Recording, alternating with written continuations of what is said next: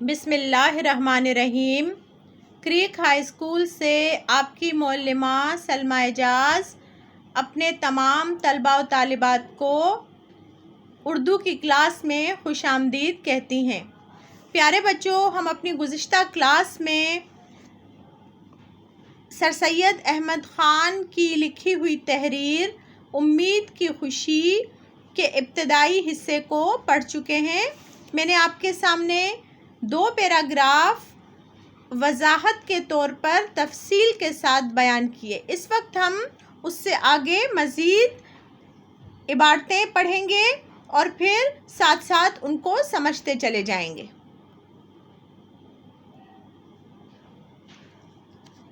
اس وقت آپ کے سامنے تیسرا پیراگراف موجود ہے۔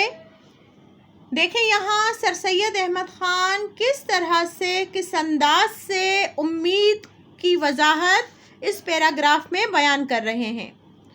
یہاں مضمون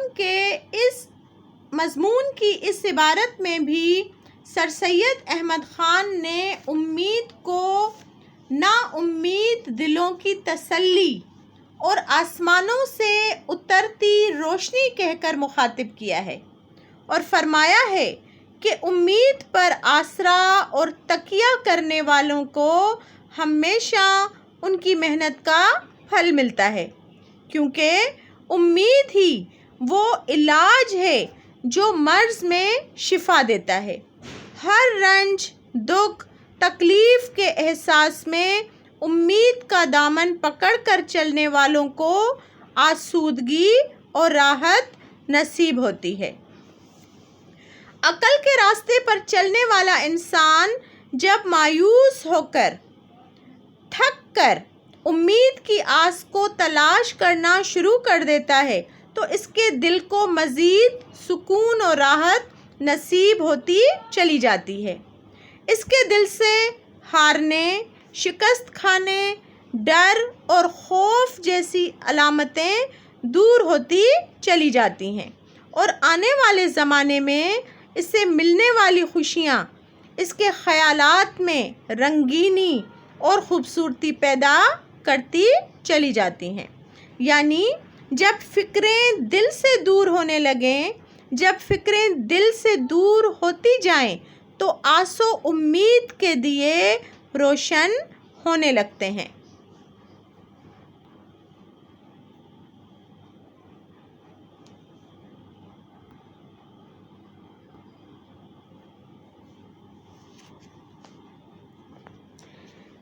اس وقت آپ کے سامنے صفحہ نمبر 2 اور 3 کو ملا کر میں آپ کو ان کی وضاحت سمجھانے کی کوشش کر رہی ہوں۔ صفحہ نمبر 2 پر مصنف نے ایک ماں کی اپنے بچے سے جڑی امید کو بیان کیا ہے کہ کس طرح بچہ پیدا ہوتا ہے تو ماں کی اتنی ساری امیدیں اس سے وابستہ ہو جاتی ہیں۔ پھر صفحہ نمبر 3 پر ایک بے گناہ قیدی جو اندھیرے کنویں جیسی قید میں تہہ خانوں کے اندر قید ہے، اس کی قید تنہائی کی مصیبت کو بیان کرتے ہوئے اس کے اندر جاگزیں اور ہمیشہ زندہ رہنے والی آزادی کی امید اسے ایسے نامساعد حالات میں بھی زندگی کی طرف پلٹنے والی امید کے آسرے پر ایک خوشی عطا کرتی ہے، ایک خوشی عطا کرتی نظر آتی ہے۔ پھر ایک بہادر سپاہی کا ذکر کیا ہے سر سید نے۔ پھر اس سپاہی کو میدان کارزار میں لڑنا، اس کی جرأت، اس کی بہادری کے ساتھ ساتھ اس پر طاری خوف کو بھی عمدگی سے سر سید نے بیان کیا ہے۔ آخر ایسے مناظر میں بھی فتح کا جنون اور خیال اس سپاہی جنگجو کے دل کو تقویت اور حوصلہ دینے کے لیے کافی ہوتا ہے۔ یعنی ایسے نامساعد حالات کہ وہ انسان جو قید تنہائی گزار رہا ہو، ایسا بہادر سپاہی جو میدان میں خون دیکھ رہا ہو، موت کا منظر اس کے سامنے کھڑا ہو، اور پھر ایسے مناظر کو بھی تقویت اور حوصلہ دینے کے لیے کیا چیز کافی ہوتی ہے؟ وہ امید ہوتی ہے۔ آخر میں جب جنگ جیتنے کا نعرہ بجتا ہے تو اس کی امید زندہ رہنے لگی۔ جیت جانے کی اس کے کانوں میں نغموں اور گیتوں کے رس گھول دیتی ہے، یعنی کہ وہ سپاہی جس کو اپنی زندگی کا خاتمہ اس وقت نظر آ رہا ہوتا ہے، مگر اس کے دل میں پھر بھی زندہ رہنے کی ایک جستجو رمق باقی ہوتی ہے۔ اور کیا چیز اس کے دل کو تقویت دیتی ہے، حوصلہ دیتی ہے؟ اس کے اندر جنگ جیتنے کا حوصلہ، اور وہ اس صورتحال میں بھی کوشش کرتا رہتا ہے کہ میں جنگ جیت جاؤں گا، اور پھر جب نعرہ بجتا ہے، ایک بگل بجا دیا جاتا ہے جو اعلان ہوتا ہے جنگ جیتنے کا، تو اس کی امید زندہ رہتی ہے، اور وہ شل ہو کر اپنے تھکے بازوؤں، تھکے وجود کے ساتھ جیت جانے کی خوشی کو محسوس کرتا ہے، اور پھر اس کے کانوں میں نغموں اور گیتوں کے رس گھلنے لگتے ہیں۔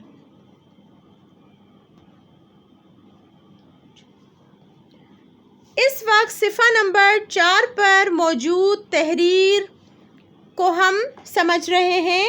آپ آ جائیں صفحہ نمبر 4 کے اس پیراگراف پر جو آپ کے سامنے اسکرین پر نظر آ رہا ہے۔ میں اس کو بیان کر رہی ہوں آپ کے سامنے۔ صفحہ نمبر 4 پر موجود مضمون کی اس عبارت میں مصنف نے امید کو مخاطب کرتے ہوئے کہا ہے کہ تو ہی ہمارے دلوں کو تسلی دینے والی ہے۔ جس وقت ہمارے دل بے قرار ہوتے ہیں تو ہی راحت و سکون کا سامان فراہم کرتی ہے۔ امید ہی ہماری مشکل گھڑیوں میں مدد اور معاونت کرتی نظر آتی ہے، اور امید کے سہارے، امید کے زور بازو سے ہم اپنی متعین کردہ منزل تک پہنچنے میں کامیاب ہو جاتے ہیں۔ امید کے آسرے پر ہی ہم کامیابیاں حاصل کرتے ہوئے حاصل مقصد تک پہنچنے میں کامیاب ہو جاتے ہیں۔ مصنف سر سید احمد خان مزید مثالوں کے ساتھ سمجھانے کی کوشش کر رہے ہیں کہ اس وقت جب کسی انسان کی زندگی کا اختتام ہو رہا ہوتا ہے، انسانی زندگی کا چراغ بجھنے والا ہوتا ہے، اس دنیاوی زندگی کا سورج ڈوبنے والا ہوتا ہے، موت یقینی لگنے لگتی ہے، انسانی جسم میں جان باقی نہیں رہتی، ہاتھ پیر ساتھ چھوڑنے لگتے ہیں، رنگ زرد ہو جاتا ہے، چہرے پر موت کے سائے لہرانے لگتے ہیں، پھر سانسیں ہوا میں تحلیل ہو جاتی ہیں، جسمانی طاقت و توانائی پانی کے ریلے کی طرح بہہ جاتی ہیں، اور مٹی سے بنا انسان کا جسم، وجود مٹی کے حوالے یعنی قبر میں اتارے جانے کے لیے تیار کر دیا جاتا ہے۔ تو اس وقت ان مشکل مراحل، کٹھن لمحات میں بھی اے امید، تیرے آسرے پر ہی وہ مراحل بھی آسان معلوم ہوتے ہیں کہ اب ایک نا ختم ہونے والی لازوال زندگی کا آغاز ہونے جا رہا ہے، جہاں ہم ہمیشہ رہنے والے ہیں۔ اس امید اور آسرے پر پھر اسے خوشی محسوس ہونے لگتی ہے۔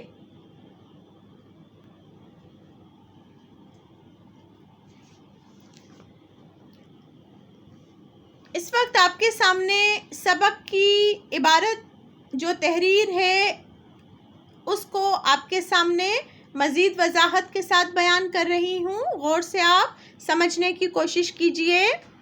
صفحہ نمبر 4 اور 5 پر موجود مضمون کی اس عبارت میں سر سید احمد خان نے موت کی کیفیت اور تکلیف جو کہ بہت ہی اذیتناک اور تکلیف دہ ہوتی ہے اسے مزید بیان کیا ہے کہ ہم موت کے ان لمحات کو بھی، جان کنی کے عالم کو بھی صرف اور صرف امید کے آسرے پر آسان اور خوبصورت تصور کر سکتے ہیں۔ اس دنیا میں ہم نے جو تکالیف برداشت کیں، جو رنج و اذیتیں سہیں، ان کو ہم ملنے والے لازوال اور بہترین صلے کی صورت میں سوچ کر ہی بھول جاتے ہیں کہ ہمارے انتقال کے بعد وہ جگہ جہاں ہم جا رہے ہیں، منتقل کیے جا رہے ہیں، یہاں اس دنیا سے کہیں بہتر اور آرام دہ ہوگی۔ مصنف وضاحت کر رہے ہیں کہ وہ دوسری دنیا جہاں ہمیں ہمیشہ رہنا ہے، جہاں دن اور رات اور وقت کی کوئی قید نہیں ہوتی، اس حسین منزل کا راستہ 3 چیزوں سے طے ہوتا ہے۔ سب سے پہلے ایمان کے توشے، یعنی جس نے اپنی عاقبت اور آخرت کی تیاری ایمان کامل کے ساتھ کر رکھی ہو، یا آخرت کا سامان نیک اعمال کے ساتھ جمع کیا ہو۔ اس کے بعد امید کے ہادی کے ذریعے اس کی منزل مزید آسان ہو جاتی ہے۔ اس مقام تک پہنچنے کے لیے یعنی ایسا ہادی اور رہنما جس پر مکمل بھروسہ اور امید رکھتا ہو، جو اسے سکرات کی تکلیف سے لے کر پل صراط پار کرا کر حوض کوثر پر اپنے ہاتھ سے جام پلا سکے، اس کو جنت میں جانے کا رکا اور پروانہ دلوا سکے۔ اس ہادی کی پیروی کرتا آیا ہوگا تو منزل بآسانی حاصل ہو جائے گی۔ اور پھر آخر میں وہ حقیقت جس کا مزہ چکھنا ہر ذی روح کے لیے ضروری قرار دیا گیا ہے، یعنی موت کا مزہ چکھنا۔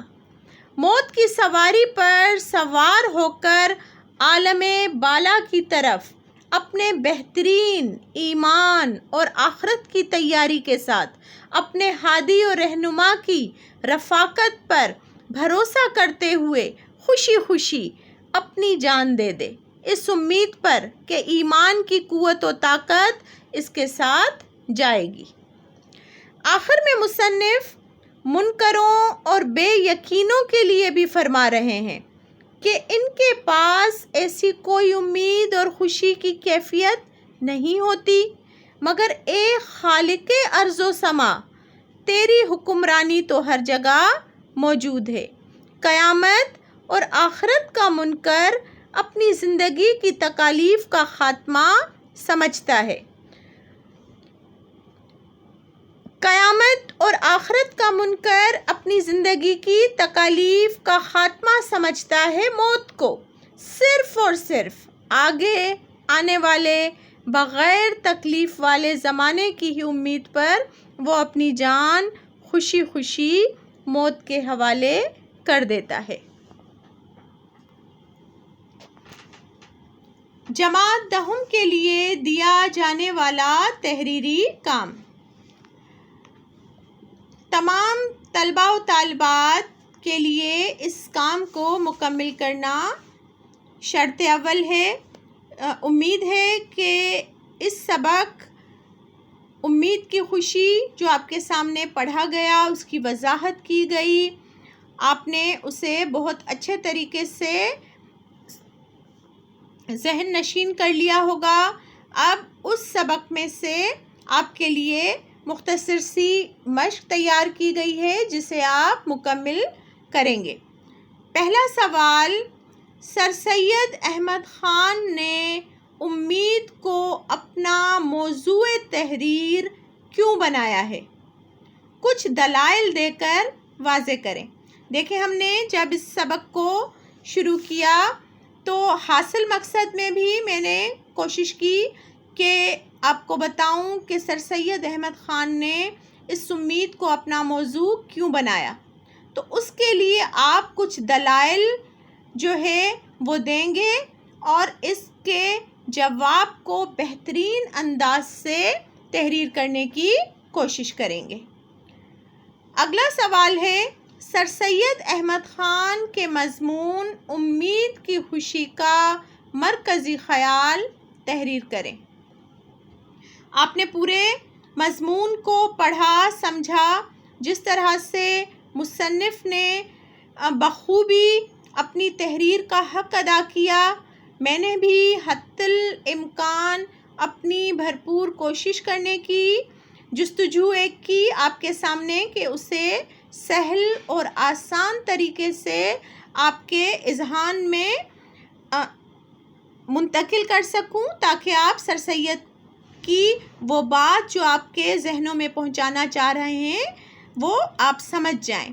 تو اس پورے مضمون کو جب آپ نے پڑھا اور سمجھا تو اس کا جو مین نقطہ ہے، مرکزی خیال ہے، آپ اسے تحریر کریں گے. امید کرتی ہوں تمام طلباء و طالبات سے کہ آپ بخوبی اس سبق کو سمجھ پائے ہوں گے اور ان مشقوں کو مکمل کرنے کی بھرپور کوشش کریں گے. شکریہ.